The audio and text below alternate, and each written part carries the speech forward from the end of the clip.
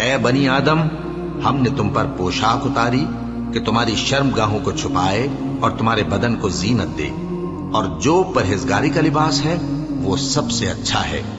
یہ اللہ کی نشانیاں ہیں تاکہ لوگ نصیحت حاصل کریں۔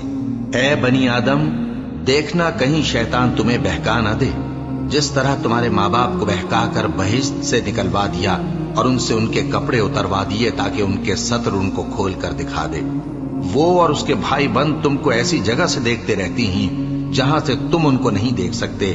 ہم نے شیطانوں کو انہی لوگوں کا رفیق بنایا ہے جو ایمان نہیں رکھتے۔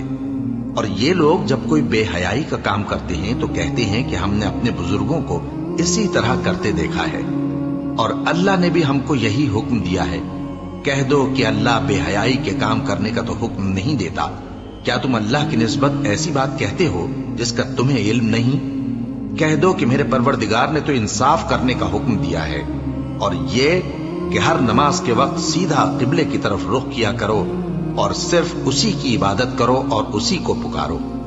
اس نے جس طرح تم کو ابتدا میں پیدا کیا تھا اسی طرح تم پھر پیدا ہوگے۔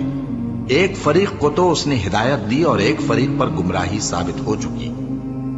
ان لوگوں نے اللہ کو چھوڑ کر شیطانوں کو رفیق بنا لیا اور سمجھتے یہ ہیں کہ ہدایت یاب ہیں۔